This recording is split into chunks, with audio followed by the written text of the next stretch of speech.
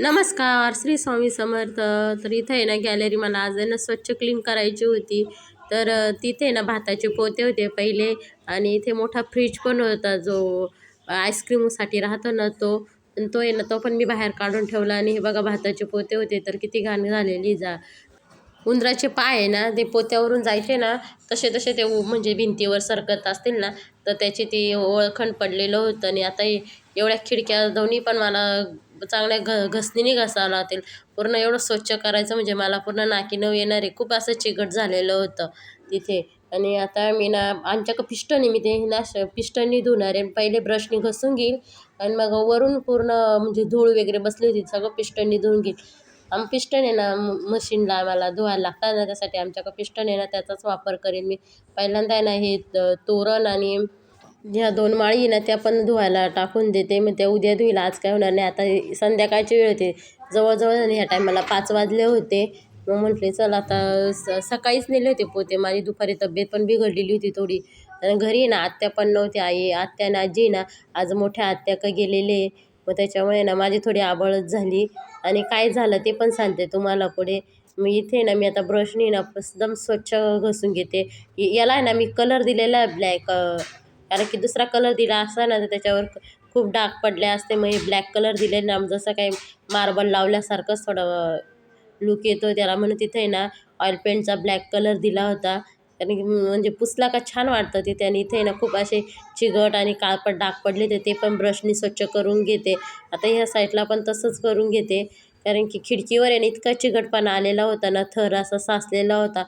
दिवाळीत कसं आपण कलर म्हणजे दिवाळीच्या नंतरूनच लावलं तर मी तिकडे माहेरी गेली तेव्हाच ते पोते ठेवलेले होते. मग ते दिवाळीनंतर मी साफ केलेलं नव्हतं खिडक्यान ते. मग ते तसंच राहून गेलेलं होतं कारण की पोते पण राहिले. मग ते चिकट आहे ना पणत्यांचं सगळं ते चिकट मग ते अजून त्याच्यावर जास्त थर पडला चिकट याचा. आणि खाली फरची पण आहे ना मी स्वच्छ घसून घेते.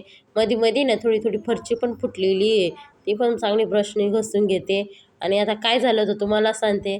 गॅलरी स्वच्छ झाली ना नंतर मी ना तिथे ना साडीची झुळी बांधली होती. आणि साडीची झुळी बांधल्यानंतर आहे ना त्याला ना झुळीत टाकल्या आणि मी कस्टमर आला म्हणून दुकानात गेली.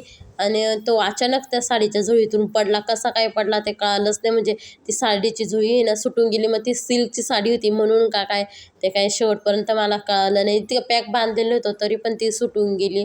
आणि त्याच्यामुळे ना आरूच रडत होते. आरूला वाटलं मी झोका देते तो माझ्यामुळं पडला का काय. म्हटले तसं काही नाही बेटा, पण आता काय पडायचं तो पडून गेला.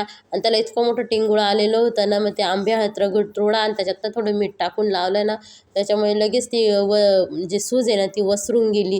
नाहीतर इतकं म्हणजे आम्हाला इतकी भीती वाटली होती काय समजलं पण नाही. आणि तो आहे ना त्याला इतकी माणसांची सवय पडली ना, तो आहे ना म्हणजे असं मिनटभर पण असा राहत नाही. आजी पण घरी नाही ना आत्या पण घरी नाही. त्याच्यामुळे माझी किती आवड झाली मलाच माहिती. लहान मुलांना आहे ना खरं तर खालीच ठेवायची सवय पाहिजे. आणि याला आहे ना इतकी सवय आमच्या घरात इतके माणसं आहे सांभाळायला, त्याला इतकी घाण सवय लागली ना तो खाली राहतच नाही. त्याला सारखं उचलून लागतं. आणि नेहमी ना आत्या आणि आजी असते ना घरी त्याच्यामुळे मला काही टेन्शन राहत नाही. मी त्याला काही एवढे घेऊन बसत नाही कधी, त्या असतात त्याच्यामुळे.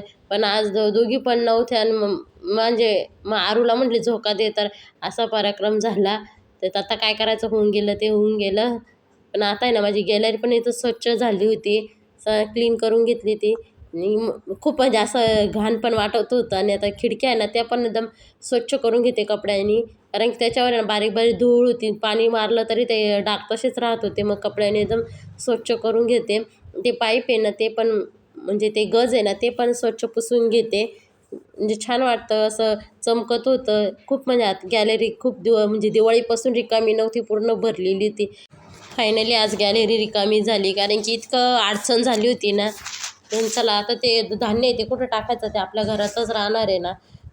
रोज असं वाटतं का एकतरी व्हिडिओ टाकायला पाहिजे आपण, पण वेळ भेटत नाही मला. कारण स्वामी पण बारीक आहे आता दुकानात पण म्हणजे ब्लाऊज यायला लागलेले. इतके दिवस मी शिवत नव्हती ना तर आता येत आहे ब्लाऊज, मग त्याच्यामुळे ना टाईम पण भेटत नाही मला. आणि म्हणजे आता घरी कोणी नाही आहे ना त्याच्यामुळे अजून जास्त आभाळ झाली. अक्षरशः आम्ही 2 दिवस नुसता भातच खाला, इतका त्रास देतो हा. चालायचंच आता काय. आता व्हिडिओ आहे ना मी पुढचा नंतर कंटिन्यू न केला, दुसऱ्या दिवशी व्हिडिओला सुरुवात केली.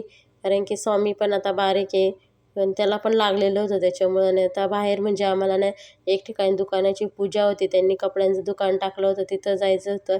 ते एक माझी मैत्रीण आहे पण चांगली आणि वहिनी पण लागतात, त्या खूप छान आहे. त्या म्हणे आवर्जून म्हणे तुम्ही या. म्हटले मग चला, एवढं बोलवलं त्यांनी. हळदी कुंकाचा पण तिथं कार्यक्रम ठेवलेला होता. तिथं गेल्यावर तुम्हाला दाखवते मी काय कसं उद्घाटन केलं त्यांनी. ते पूजा होती छोटीशी, मस्त म्हणजे खूप छान आहे त्या.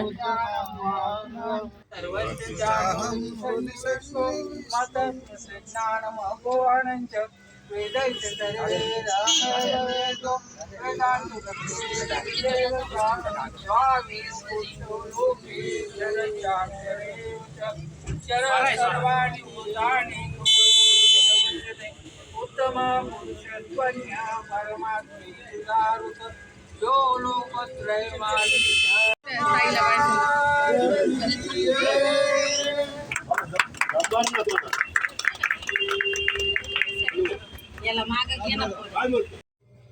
खूप छान पूजा पण झाली होती. आणि तुम्हाला आजचा व्हिडिओ कसा वाटला नक्की लाईक करा, शेअर करा आणि सबस्क्राईब करायला विसरू नका.